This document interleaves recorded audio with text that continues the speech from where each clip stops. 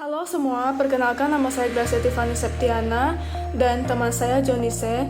Kami dari jurusan Manajemen Universitas Internasional Batam. Hari ini kami akan mempresentasikan ujian akhir semester mata kuliah gabungan.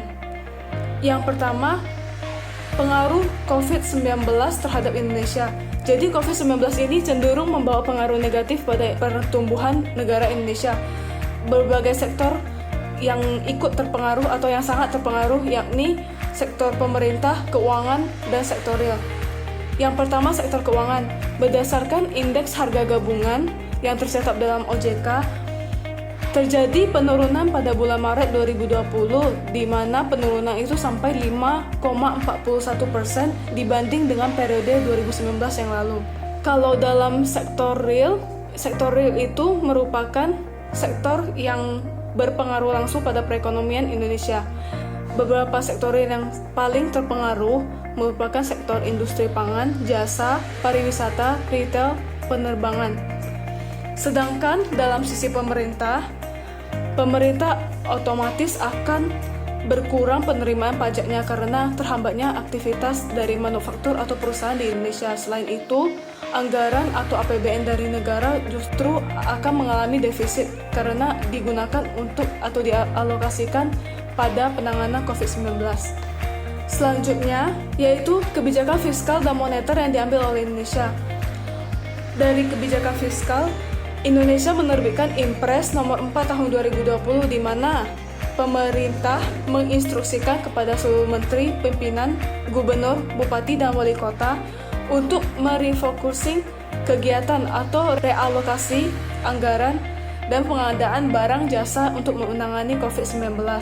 Sedangkan kebijakan moneter yang diambil oleh Indonesia yaitu pemberlakuan KUR atau kredit usaha rakyat, kartu sembako, kartu Indonesia Pintar atau KIP, dan program Keluarga Harapan atau PKH.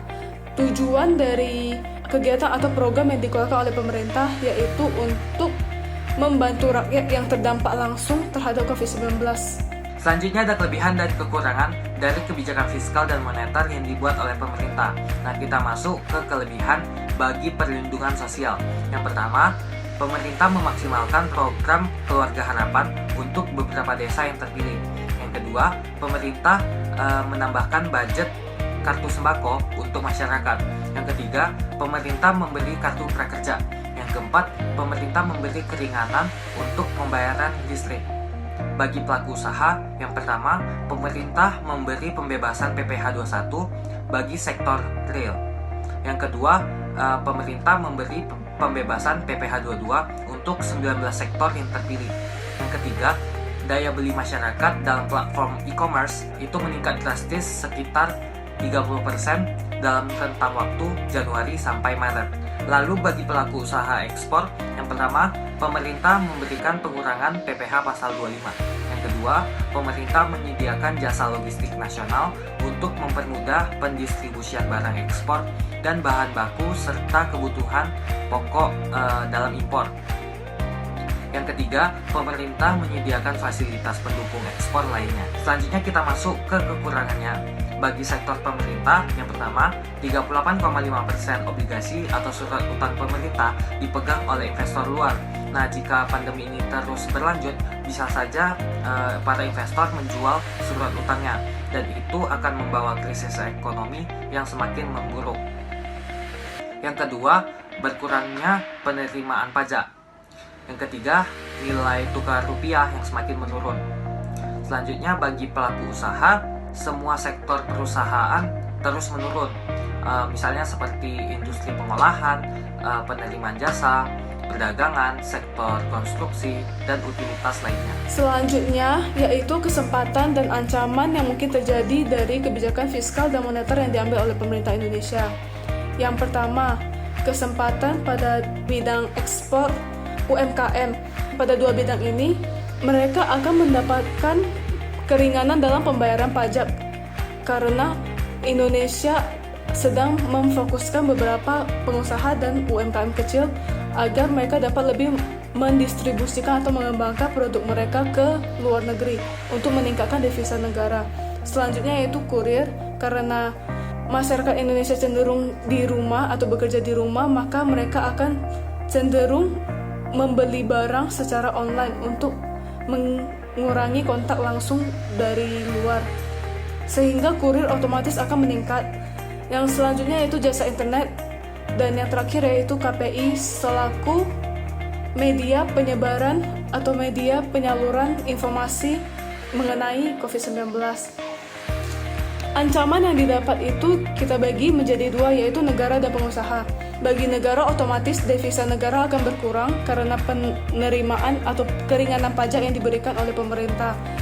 Kalau di bagian pengusaha, pengusaha akan kesulitan mendapatkan bahan baku serta terhambatnya aktivitas atau produksi dari perusahaan karena karyawan yang dianjurkan pemerintah untuk bekerja di rumah.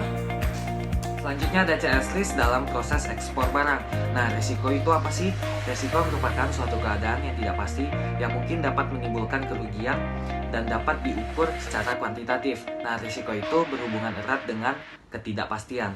Nah, pada saat kita akan melakukan kegiatan ekspor barang, kita harus memperhatikan beberapa hal atau risiko-risiko yang mungkin akan kita hadapi.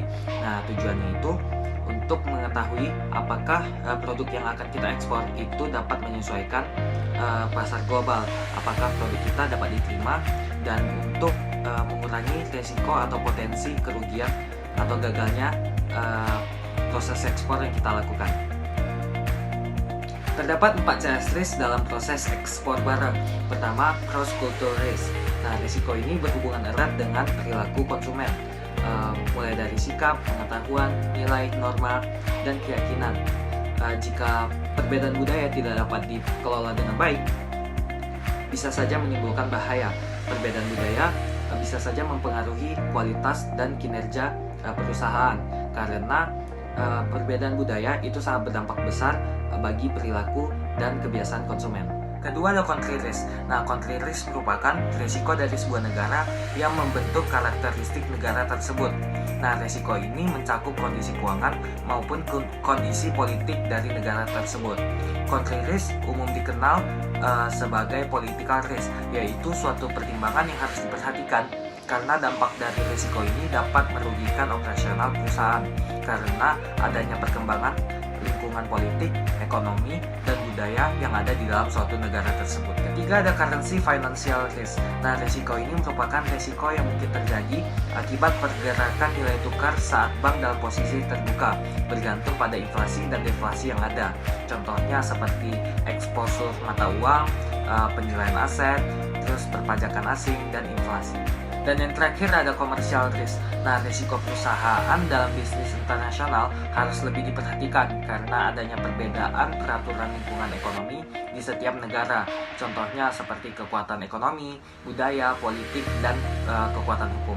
Dilakukan untuk kebutuhan sekarang dan kebutuhan mendesak dalam menghadapi COVID-19 ini. Yang ketiga, memimpin perubahan. Nah, para pemimpin perubahan diharuskan untuk terlibat dalam perubahan agar bisa beradaptasi dengan perubahan sistem kinerja perusahaan saat menghadapi pandemi ini. Yang keempat, mengikut sertakan orang-orang. Nah, di sini perusahaan melibatkan berbagai pemangku kepentingan dalam bisnis ekspor, contohnya seperti eksportir, karyawan, dan pihak pemerintah. Nah, yang kelima, menyelaraskan sistem dan struktur. Nah, tujuannya itu untuk memastikan sistem dan struktur manajemen perusahaan itu memungkinkan untuk dilakukan dengan sistem dan struktur yang baru. Dan yang terakhir, mempertahankan perubahan. Tujuannya itu untuk mengevaluasi manfaat dari perubahan yang telah dilaksanakan. Nah, dengan begitu kita dapat menyaring strategi perubahan ke depannya. Selanjutnya, bagaimana peran manajer untuk dapat sukses dalam global market kegiatan ekspor? Jadi, ada 7 keahlian yang harus dimiliki oleh seseorang project manager. Yang pertama, integration, yaitu mengembangkan project charter. Yang kedua, scope, atau mengembangkan atau menjabarkan work breakdown structure. Yang ketiga, time, yaitu activity on arrow diagram, yaitu menghubungkan kegiatan satu dengan kegiatan lain dengan jangka waktu yang telah ditentukan untuk menyelesaikan suatu project. Yang keempat, cost, yaitu biaya yang dikeluarkan dalam project. Yang kelima, HR Management, yaitu Human Resource Management, bagaimana seorang project manager dapat mengatur resources mereka, terutama sumber daya alam dalam suatu project. Yang keenam, communication, bagaimana cara komunikasi seorang project manager dalam menyampaikan instruksi atau agenda yang diberikan kepada para pemangku kepentingan. Yang terakhir yaitu resiko, yaitu menganalisis resiko dari awal sebuah proyek untuk melakukan tindakan preventif jika terjadi resiko sehingga dapat meminimalisir resiko yang menyebabkan kerugian atau kegagalan dari suatu proyek. Sekian dari presentasi kami. Tujuan dari dibuatnya video ini adalah untuk menyelesaikan mata kuliah gabungan, yaitu teori ekonomi makro, bisnis internasional, komunikasi dan etika bisnis, manajemen perubahan, dan manajemen proyek. Lebih kurangnya kami minta maaf. Terima kasih.